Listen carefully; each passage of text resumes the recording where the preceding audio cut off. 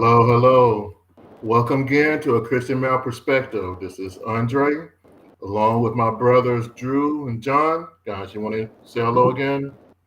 Hey, how's it going, guys? All Hey, what's going right. on, people? Today's topic, excellence.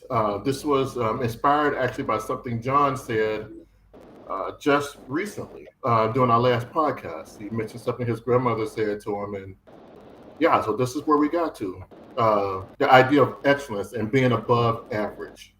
Um, so, John, since you kind of sparked it off, I know you talked about your grandma, but in your words, what is excellence?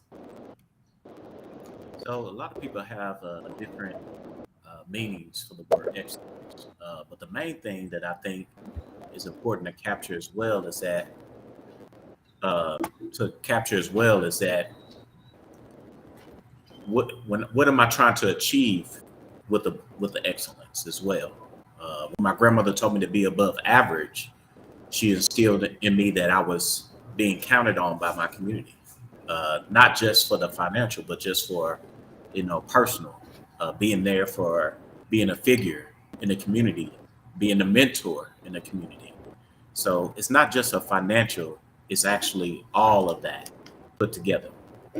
So when you talk about Black excellence, it's how you're perceived in the community, how you give back in the community, how you mentor, how you develop, and just being a positive role model and somebody that your community can count on. For experience, education, financial advice, and just a shoulder to lean on and trust. So I think that is excellence. So that way we don't get wrapped up into just the financial saying, hey, I make a lot of money, but nobody feels comfortable coming to me or they can't, I'm not helping anybody. That's not excellence. So that's kind of what I think. I think it's excellence a little bit more than what the common person thinks because everybody can be successful, right? Everybody can make money. But what are you doing? What legacy are you leaving? Um, how do people feel about you? How many people have you helped? That's really uh, excellence. Okay, Drew, your thoughts, Adam? Yeah, I'm with how JT was. It's definitely more than just success. You make a lot of money. The wrong misconception because you view it as success, but the only thing that we have. Uh, but to piggyback, Monroe talks about leadership and excellence. Not only are you a leader, you're developing other leaders as well. And that's the only way to exponential community to excellence. That means I'm who hold up a standard and their community and do the same thing, but even at a higher level. So, you mentioned the term John Black excellence, and I agree with you guys are saying some good stuff here. On the term Black excellence, from what I've been able to gather, that started back during the civil rights, right after the civil rights movement, right around that time, with the idea being that we got rid of the civil rights act that was signed, and now we were quote unquote free. But because of all the history that was there before, there was not going to be necessarily an immediate transition, right? There's not going to be an immediate turnaround. There's going to be a transition time. But during that, there was a lot of people that wanted to show that given the opportunity, we could excel as well. So that was some of the nature of where this concept of Black excellence came from. But does it mean a little bit more to you than just you mentioned financial, more than just excelling? Drew mentioned about leadership and building up. Are there some good examples of Black excellence that you've seen within the community, or is there something lacking where we're at now? I think right now is lacking, and I just look at the if you could just do a temperature check of where we're at right now, we're not where we should be. Uh, The examples I would give, like I said, from 50, 60 years ago, when they had to depend on that excellence. Uh, Martin Luther King, he was respected by white and black, won a Nobel Peace Prize. Uh, but he was counted on by the community to bring about change. That is kind of what we need today. I mean, I don't think we have that. I think it's one-sided. I think when people think about excellence, they think about working, the financial stability, but I don't think they take in that context of, everybody, elevating everybody in your community. Back in the day, if one made it, everybody made it.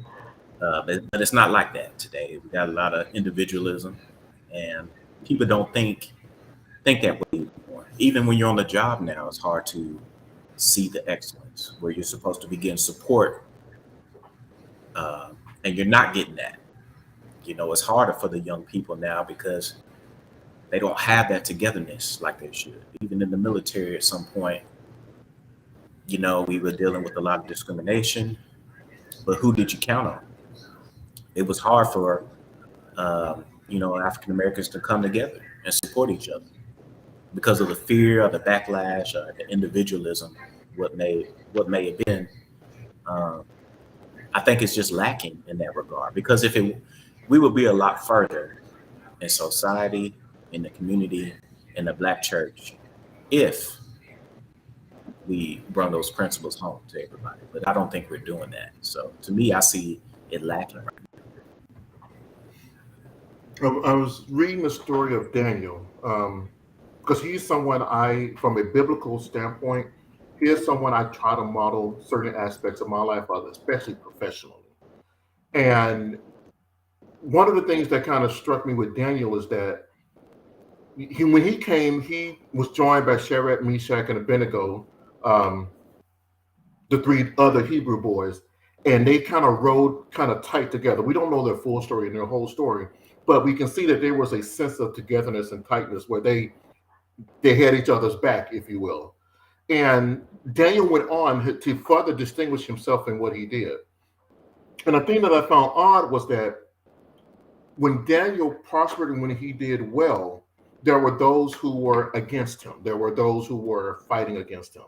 And if you read Daniel chapter 6, verses 3 and 4, it says this. This is from the NIV version.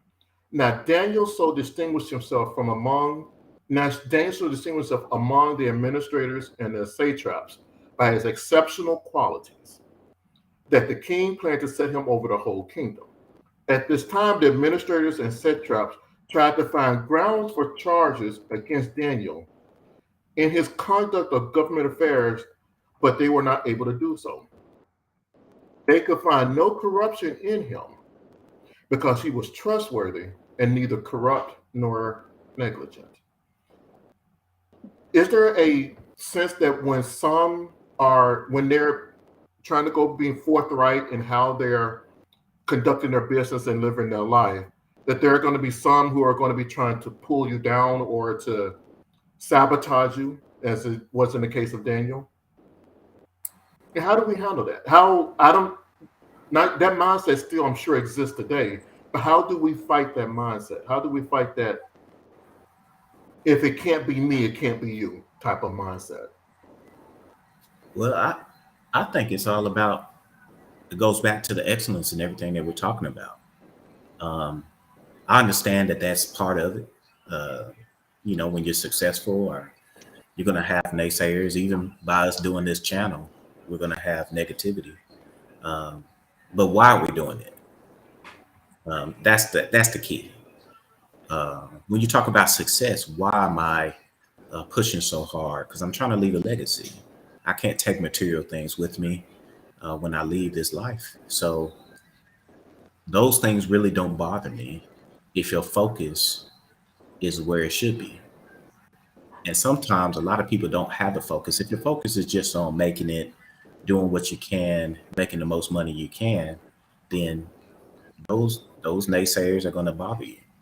But if your focus is something totally different, you're trying to connect with a higher power, then they're not going to understand your focus. And I don't expect them to understand it. So I don't really, for me personally, I don't really think about that, because I have one goal, and that's to do as much good as I can, the good deeds that I can before I leave this earth. And that's what I try to focus on, because if you focus on that, then it doesn't matter what they think. Doesn't matter what they say. Doesn't matter what they try to do. Um, you know, like I said, just focusing on the good deeds, trying to live your life right, and trying to leave a legacy before you leave this earth. I mean, that's what we all should be doing. We put on the earth only for a limited time, and we just need to help as many people as we can. Andrew, I want to get you in here. We're going to go on to a couple other things, but I know one of the things I appreciate that you grew up in church. I did not grow up in church. Um, so you grew up in church and you were able to see some of the ups and downs. And as your dad, he was such a model for me. He was a great example of a mindset of excellence and leaving a legacy, in my mind at least. Do you? But given the time frame that he come through and kind of what left with you, do you see some struggles there within the community of, I say, lowered expectations where excellence is not expected? It's almost like when someone is excellent, they're doing well, they have a mindset to do well, they're considered exceptional, and they're like, right, they're exceptional, but it's like there's not a mindset of excellence throughout the Right. community. Have you? Go ahead. Yeah. And going back to just thinking about when you think, like I said, the mindset of people, our mindset. And first, I used to be real scared, trying to, I guess, kind of like put God in this, like corporate America with business.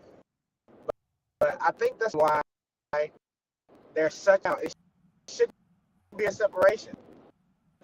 Even the word tells how we should seek God, right? God for everyday lifestyles, right? If we do go out and venture and become or things like that, even sole purpose, serve God. That set them apart from the fact that he was trying better than everybody else, but so much higher. In other words, it even says us seek ye first the righteousness, right? If we're automatically higher reach because raising the bar according to, so if man's bar is trying to come up to meet man, no goal and our intensity should always be how can I be, and that automatically raises what the scripture says. He says things unto you. And the king took down, that should tell you something. People they had in this government, how to do it the kingdom way, how to do it under the king. One of those positions you couldn't even serve, born into the family, or you're of great stature. Daniel excelled at following the presence of God. Know that God does want to. Now, when you talk about the things that my dad had perfect, but those and how my dad lived, I never saw anything with him outside of trying to talk to other women to get over. Saw that he always expected for me to raise. There was times where I know I could, for the simple fact that he had, like, he was showing situations to where now, I think I said this last time, nobody can outwork me in my mentality and that standard and the expectation that I have. The reason why sometimes because we don't want to, in order to bring out, to hold those high overall. That's why we see the mankind, even in this period, nobody takes the necessary discipline to uphold those standards. Mhm. So going back to that in Ephesians, where is it at? In Colossians 3:23. This is from the English Standard Version. It says, whatever you do, work heartily as for the Lord and not for men." Right? Knowing that from the Lord you will receive the inheritance as your reward, you are serving the Lord Christ. And I think what you guys brought up was very important. A lot of times it seems that when people are focused on the material things, they're focused on the money, and they're using that as their measuring stick, Right. then they in my opinion, lose the bigger picture, if that makes sense. Because money comes and money goes. If anybody was involved in crypto, money comes and money goes, right? But that mindset, that mentality is what can stay. That is what can keep you pushing. And no matter if you were a millionaire, you're all of a sudden you're broke now. You lost everything. That mindset of excellence would allow you to still sustain your family and provide for your family. So it's not just the getting. I think is what we're getting at is that having a mindset of excellence is what's important. Right. All right, switching gears, guys. There were 3 areas that we wanted to focus on when it comes to excellence. And I want to make sure we give each one of these their due time. First was education and knowledge. I know growing up, everywhere it's not like that, but growing up, excelling in school, excelling in academics, excelling was not something that was applauded. It wasn't something that was, I hate to say the word glorified, but it wasn't something that was championed, for lack of a better term. And there was many of us. I know I was a nerd growing up, and I liked learning, especially math, but that did not give me any type of applause or anything from many of my friends, and a lot of times I got made fun of. It's just it is what it is. Um, but do we seem to? Is there a sense that that academic excellence is not something that is, I guess, applauded much? We see a few examples, but do we see a lot of it? And what could we do to help put the focus back on excellence, on knowledge, gaining knowledge, not just academics, but gaining knowledge in general?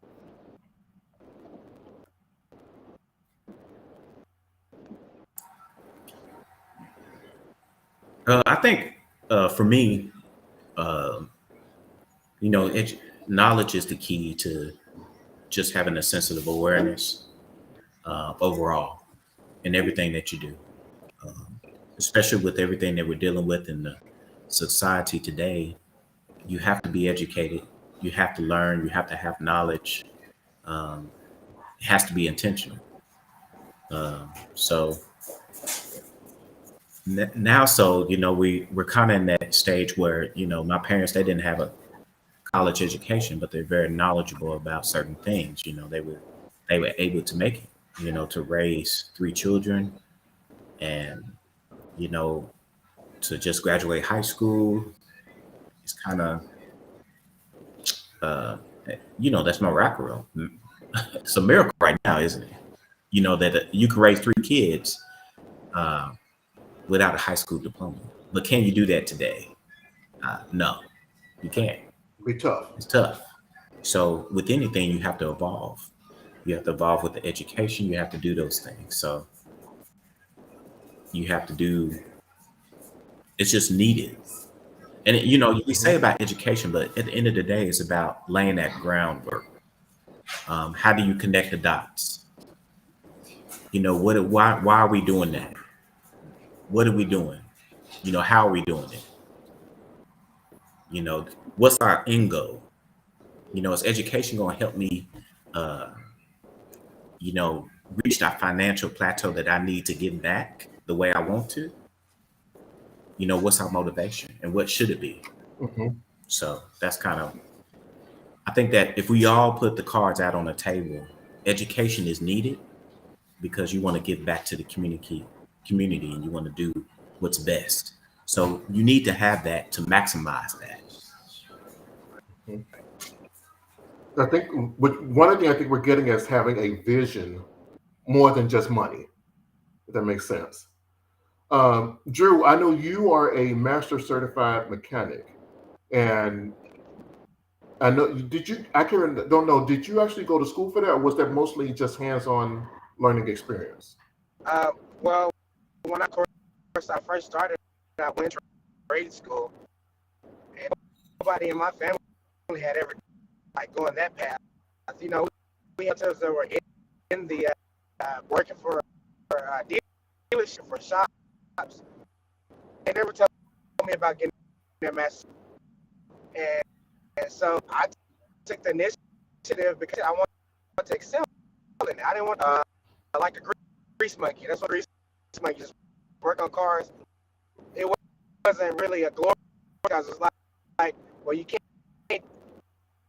work on cars, but it's man, and as I'm in this years later, I'm of a change that is having to incorporate this. Not we learn all learning, and there's always some of these vehicles. So I was diesel college with like I thought I got my automotive technology with automotive, and then when I feel there were more certifications that I got, and so to get me for their product, couldn't sell the product without me. I wasn't trained and went on a lot. They couldn't sell it. The new 6.0s came out, certified in them. I sell them, and so I took the step to get my master. Like you're talking about, I wanted to know what I already had a disadvantage. I didn't steal out of me working in it, and every time I went to these training areas, you guys, and I'm the only black person. All the instructors are all the other people don't work in there, and they're at the top of their game. In there with these guys, and even like I didn't settle. I could just no. I had to kill time. I had to make sure it didn't excel, and it got to the point asking me questions about figure out science routines and things like that. It doesn't mean they're trying to be better, but at the same token, something to myself, not unlearned, and I to reach these. That's just what I did. I don't have to brag about it, but I never. The proof is in the pudding. All these conferences and seminars scale is honestly I'm humble because like, I took this little education and he blessed me with it, placed me, and that's where it comes with that your gift will make room. So I can't deny anything. Say, oh, I did it myself. Man, I kind of felt like that. I've done it myself. So I'm gonna always raised because I'm to where God is calling. So that's good, Drew. That's good. That is one of the things I'm seeing is that, and we're going to talk about discipline later, but there's almost like it seems unfortunately that some are afraid of hard work. They want it, I had to say quickly, but I don't know. It's one of those things where and we're kind of jumping over to the next topic a little bit related to it, and that's physical health. And that one's near and dear to my heart because I'm not in the greatest physical health. I'm, upfront and honest about that. But I am constantly trying to improve my health and my well-being. I'm slated to go to the gym as soon as we finish this live stream. But it's almost like we have more knowledge now about how to take care of ourselves physically, and there's new information coming out all the time. But there's like, are we emphasizing physical health? Are we emphasizing excellence? I'm not saying everybody has to go be a bodybuilder, not even implying that in any means, but are we promoting healthy physically and even mentally, um, health mindset, an idea that we're going to be excellent, we're going to be in good mental and physical health for our family, for our future families. John, you want to speak on something related to that? So when we talk about physical health, yeah, we're going to the gym. We're doing better in that regards. I think more people are aware uh, of that. Like I said, we have a generational gap where our parents were not focused on that, and we're kind of paying the price as far as them not taking care of themselves and how they can be a hindrance to their significant others uh, because they don't want to do what's right. Um, so, but there's also one thing that we don't do as a Black community, and that's take care of our mental health. Uh, we kind of frown upon that mental aspect, or because we've been hard workers and because we've had a stigma that we don't miss a day of work, we work so hard, we don't take the time out to get that mental health that we need. So it's very important because, again, we're going through things.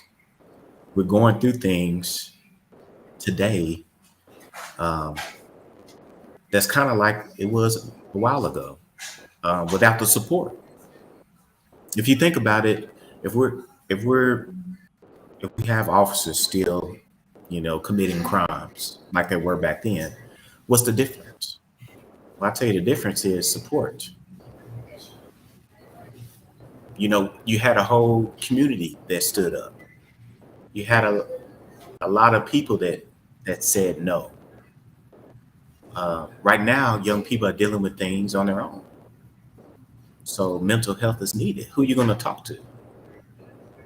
When there's discrimination happening, can a young person handle that doesn't know what discrimination is?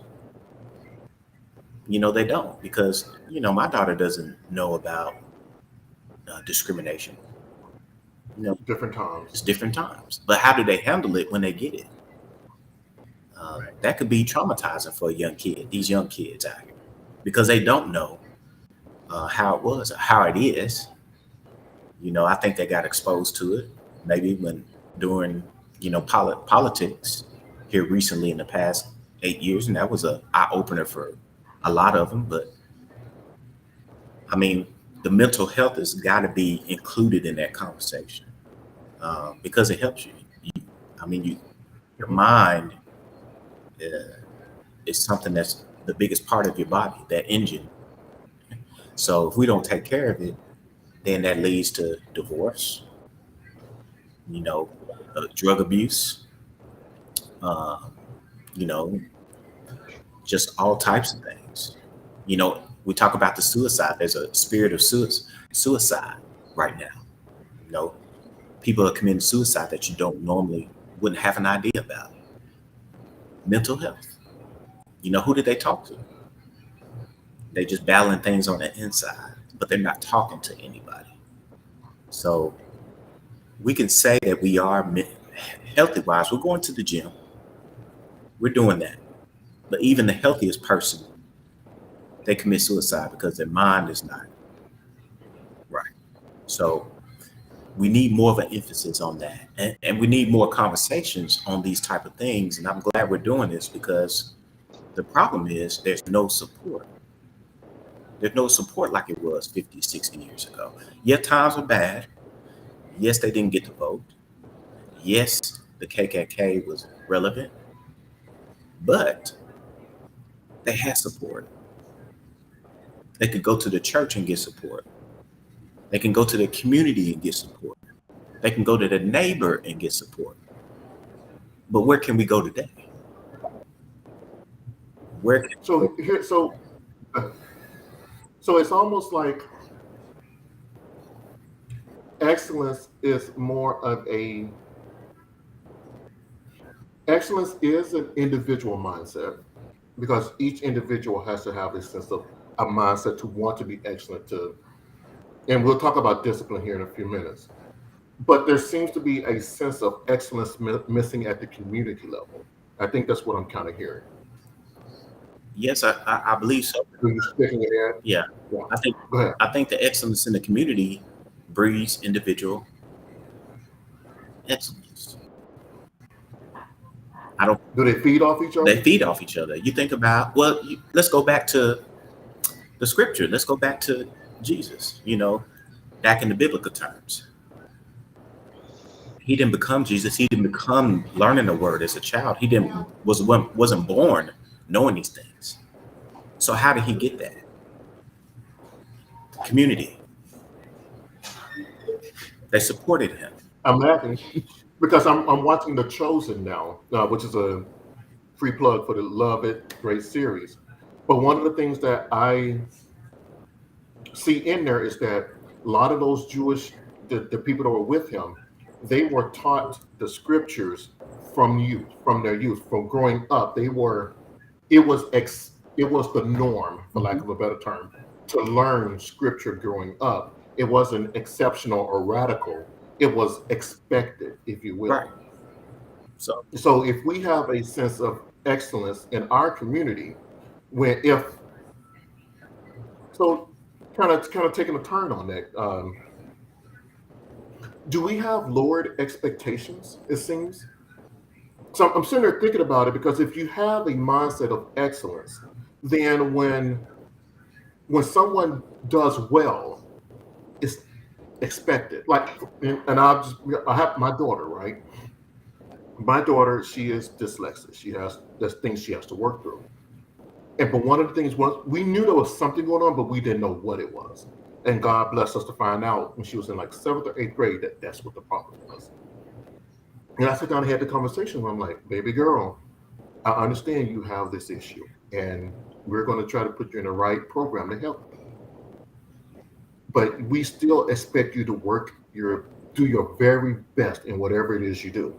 Whether or not you get an A, as long as you are putting forth your very best effort, you're not missing assignments, you're not half doing papers. And what I mean by half doing is doing it the night before. And you had 2 weeks to do the paper, right? So as long as you're putting in the effort, you're putting in the time, you get a B, I'm going to applaud you, right? You get an A, I'm going to applaud you. But as long as you are putting in your very best effort in whatever it is you're doing, that's what I'm looking for. And then we'll let God sort out what the actual grade is going to be. But as long as you're doing your best, right, there's no half-stepping, if you will. Right. It's even with that issue. So I think because God has blessed us to have that mindset of excellence here, where we don't accept mediocre. And by mediocre, I'm not just the grade, but the mentality and the effort, if you will. She has gone on, and God is blessing her to excel. Does she have straight A's? No, but she is doing well. She has A's and B's. I think she made like 1 C in one class. So she's doing really, really well. But I think because in our house, we have that sense of excellence that we're putting forth, it triggers down to her. In the community, if we had a larger sense of excellence where we expect our kids to show up to school, we expect our kids to put forth effort and to not miss assignments, just not to be missed. If we had a higher set of expectations, then the next generation would have a higher sense of excellence, because it's like, well, I'm expected to do well. I'm expected, just like again, I'm thinking about with The Chosen. They were expected to know the scriptures. There was an expectation of that, right? So maybe if we have an expectation of you're going to be on time for work, you're going to show up for work, you're going to you're going to not turn in an assignment 3 weeks late just because you didn't feel like doing it. Maybe then we'll have a better sense of excellence and expectations from the next generation. I think we don't give them I think we try to take it too easy and not give them expectations for fear that they may fail. Drew, you shaking your head? Yeah, because again, we've lowered the bar so much, and the reason why uh, I feel like as a whole, the easy way out, like easy. Um, Even I was about the Jim Rones, like was hard and easy, but if you do it, life will become hard. A lot of times, it's not it's what we want it now. You know, you can tell somebody you can make them, it's going to take you 10 years to get like, whoo, 10 years, that's a long time, $1 million. That's like, I want to go out and get the job. It's not those unrealistic expectations. You know, can it? Yeah, it can be done. Man, that's like maybe people who can actually able to have money to be able to invest this a lot of times. Again, it's what are we setting the bar towards? What are we setting the bar towards? It's easier, bar, and like we've accomplished something. Well, I didn't. So as long as I'm put to somebody else, then I'm better than them. Not really too. Like we have to get back to, and it goes back to what God expects. Yeah. That verse, I keep coming back to that verse in Colossians 3. I keep coming back to that. Whatever you do, work heartily as for the Lord and not for men. I keep coming back. So it's Colossians 3:23 for those interested. I keep coming to, because to me, that is that to me is the foundation, a mindset of what, and I have this saying with my son and my daughter, and they know it, you know, from I've been teaching them since they were young. Whatever it is you're doing, do it right. Yeah. Whatever, if it's worth doing, it's worth doing right. If it's worth doing, it's worth you putting forth your best effort. Right. Does it mean you're going to be perfect? No. I'm sure there are going to be things in this live stream that we're going to work through, right? But are we putting forth our best effort? Are we not showing up 2 minutes, 2 seconds before it's time to get started, right? Are we putting forth our best effort? Are you really working it and learning and growing? And that's why I go back to the education and knowledge, because if something needs to be improved, the only way it's going to be improved is that you get experience and you gain knowledge on how to try to do it differently. So you got to have that mindset to, I want to do this for God and not just for man, not just to gain money for myself. So I'm representing the King of Kings. If this needs to be to my very best ability, whatever that is. All right. So that kind of brings us to our last topic. You want to say something, John? So yeah, I think everything is spot on when you talk about that focus that we need to have as far as that excellence and lowering the bar. I think that goes back to what we said on the first meeting about, you know, not having that black man in the home to have that example. What do you do if the example is not there? And then we touched on it this week when we talked about the community lacking, you know, not showing our black men what they should be doing, because you know, the black man is the head of the household. Any man is the head of the household.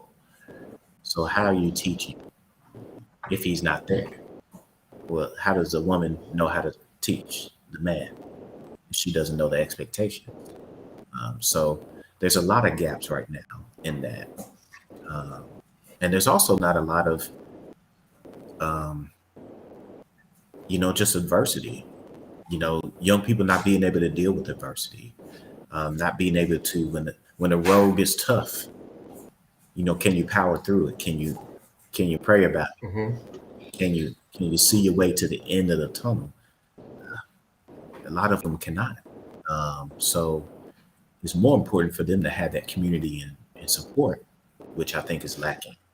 So when we talk about this, and there's so many holes and so many gaps in our community, it's almost hard for them to even succeed this day and time, unless we come together, unless we talk about the issues. And we're talking about the issues right now, but maybe we should be talking about them on a bigger scale. Maybe we should be talking about them in the community leadership meetings, talking about how to bridge the gap. Why do we not have Black excellence in our community? Because, like I said, Malcolm X was made in prison. Martin Luther King, his community.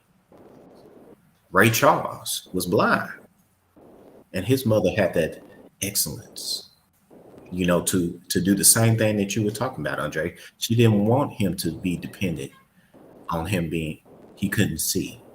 She made him go to school, and look what happened to him. So where is that excellence? Where are they? It has to be more than sports. But yes, it also goes back to that singular focus that I was talking about, where your goals are not aligned to what God's purpose is.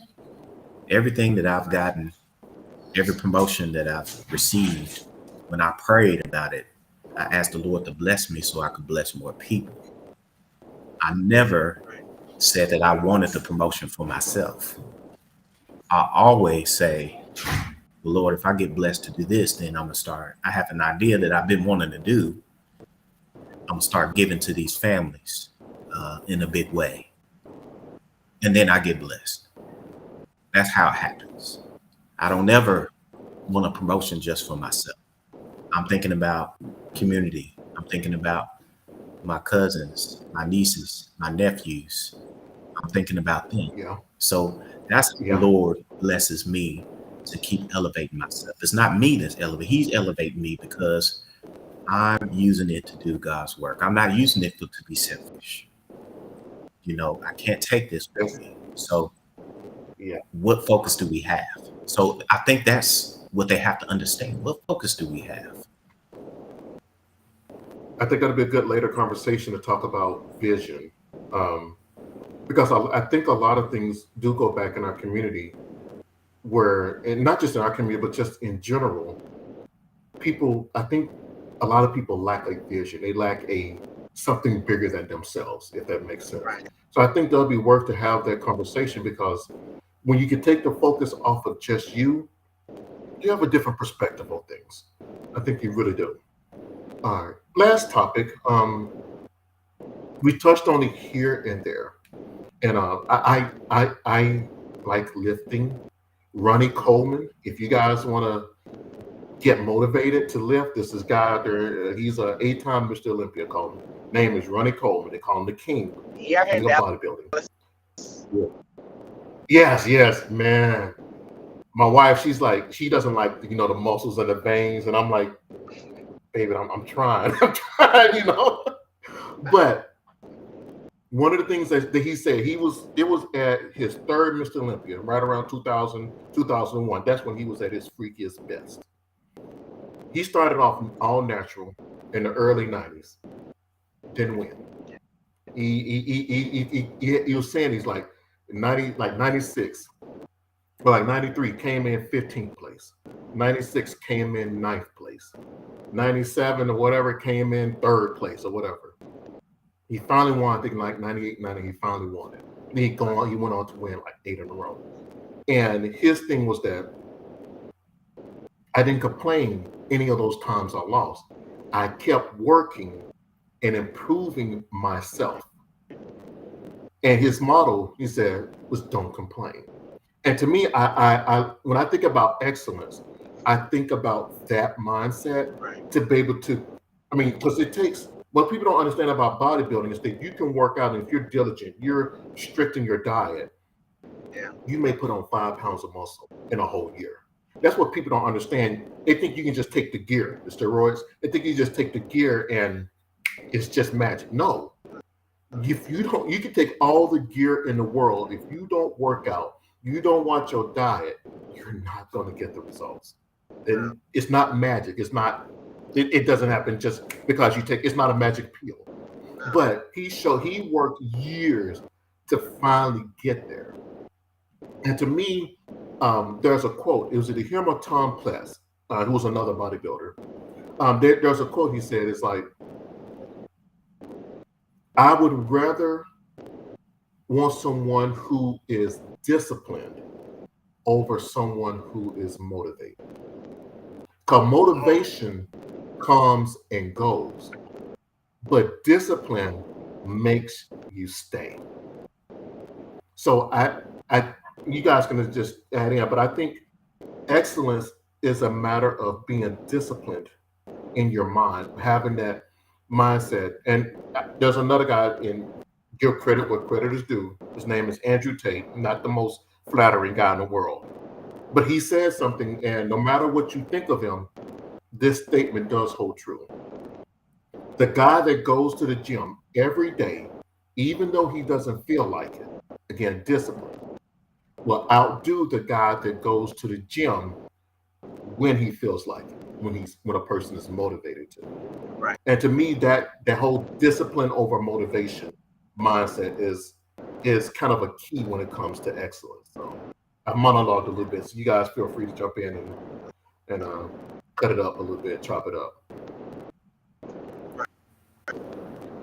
Well, I think it's Matthew 22:35. This was Jesus said, that thou God with all thy heart, all thy mind. That's the great commandment. Next to that is that thou will love as you love yourself. And going back to the higher standard, everything else we're talking about there, if we set that standard, I'm going to give it all to my life, my mind, my all going to be pleasing to you. I think living will change when we're chasing that spirit of are we benefiting ourselves, turn, adapt, not doing it and not looking at our neighbor struggling, maybe going through, but spirit of excellence, same principles. Hey, in order to make it, this is, or even just giving a reach is our standard. We want to raise the bar of excellence, going to allow us to put these back together, back as wholeness before, and to continue to be on and do the Great Commission has to start at. We look at what is my soul, and that is the desire of God for harmony with Him. Do that, then everything else like second nature or these other things. But if our own goals and dreams, bring it back where God wants it to have a foundational true standard in which we can grow. Well said, well said. I think, when we talk about discipline, I'll read you something that my grandmother shared with me when I was younger. Romans 12:2 says, do not be conformed to this world, but be transformed by the renewal of your mind, that by testing you may discern what is the will of God, what is good and acceptable and perfect. So the reason my grandmother shared that with me when I was younger is because, for one, she didn't want me to be a follower. She wanted me to have my own mind. And that's what I talk about, where I'm disciplined. I can, I'm not worried about what's going on. I have my own mind. I have my own standards. I have things that I'm trying to accomplish that you may not be able to relate to. And also being tested. We talk about all the things that we go through at work, the jealousy, having to be better, having to be above average, but also dealing with your own people, being jealous hearted as well, your own community. And I think that scripture says it all when it says discerning what is the will of God. And when I say that, I always look at the higher, power, whenever I'm trying to achieve something, there's a reason. I'm just not out there achieving it for self gain. I'm achieving it I have an idea that I'm trying to help my community. So when you keep everything in line, you can't help but to succeed. Because God wants to bless you because you're doing his works, you're doing his good deeds. And I think not being singular focus is the key. Because a lot of people out here, they talk about, well, yeah, I'm trying to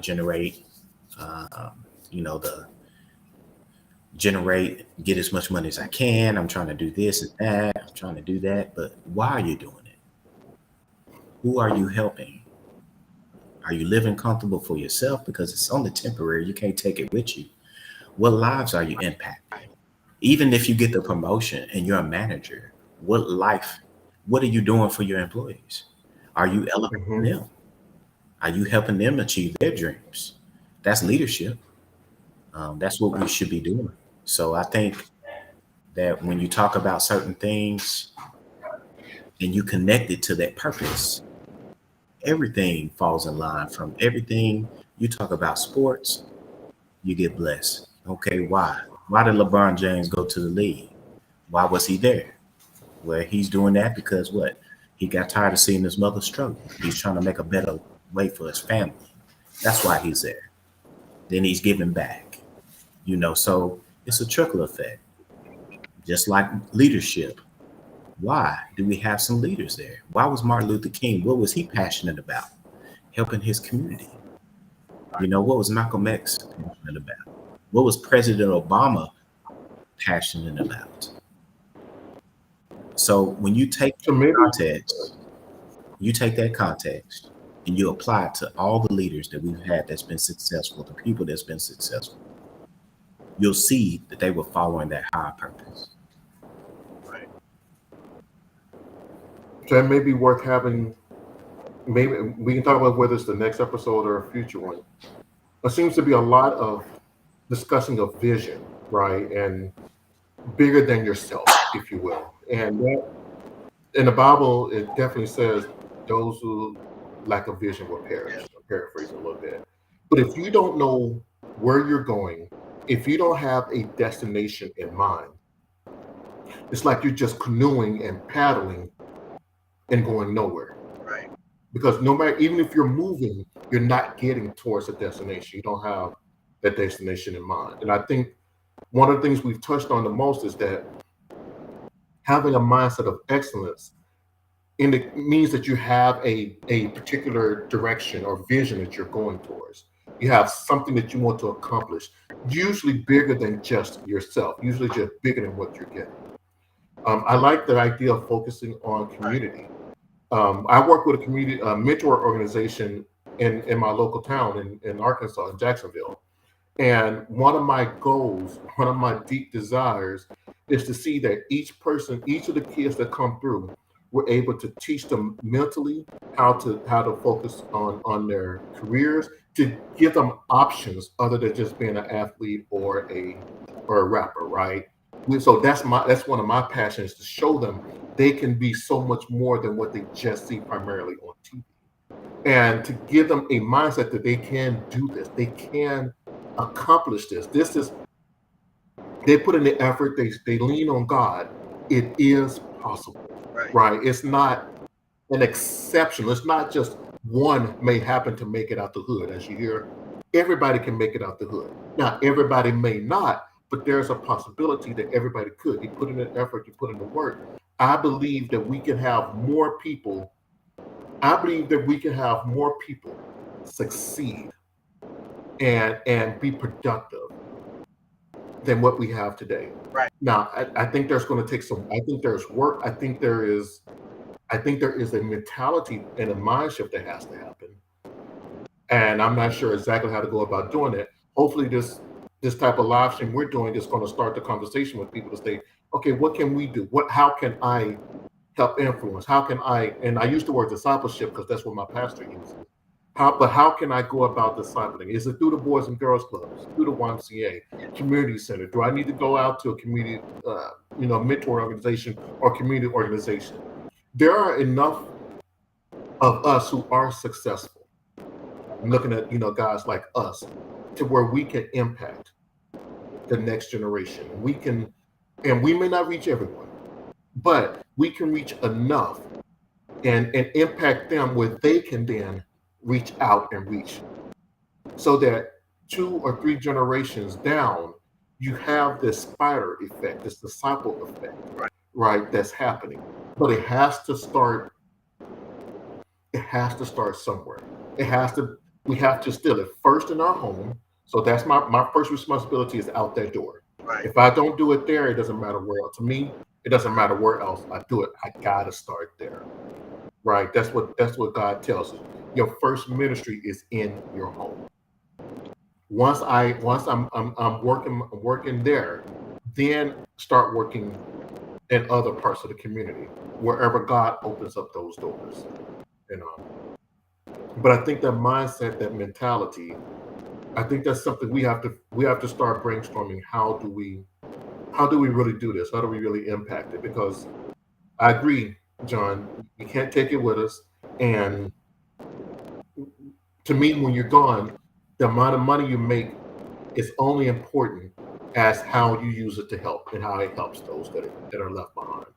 And there are many people who didn't necessarily have a lot financially that left a great legacy because they impacted people, and you're seeing the impact 3 and 4 generations down the road. And yeah, so I think so. Yeah, I think it's worth continuing these conversations and touching on the tough topics. And yeah, I think that's it. Any parting words, guys, before we wrap up here? Coming up on an hour. Any parting words? I think Cool, man. the only thing I would say is that, the new phrase would be bridge the gap. You know, we know what the issues are. And maybe this is tough for some people to hear, um, but hopefully they can act on it, bridge the gap. You know, depending on the local churches, the community, the neighborhoods to come together. We all know what the issues are, but how can we bridge the gap? And I think it's going to be looking inside first instead of looking outside for help. Let's let's let's let us, the people where each community, each church, look to start tackling the tough problems. Start tackling. Let's not ignore them, because ignoring them doesn't fix them. Right? I mean, you can want it to go away, but no, you gotta face on it. And so it may be worth talking about some of those specific problems, and then talking about how we can potentially help address it, us three in our local communities. But then it may give other people ideas about how to address it in their communities. Because some people want, and this is what I come across, some people want to help, they want to do, but they don't have any idea of how to go about doing it. So maybe what we can do is start, in the next couple of episodes, start picking out 1 or 2 of those issues that we see prevalent, and then brainstorm ideas of how we as individuals can go about doing it in our community, with the idea of helping maybe spark some ideas for other people. Right. Sounds like a plan? All right, Sounds good. gentlemen, it has been an honor and a privilege to spend this time with you. For all those listening out there in the internet world, we hope that it was beneficial and that you were blessed by it. And this is Andre with Drew and John from a Christian Male Perspective. See you guys in the next episode. Stay blessed.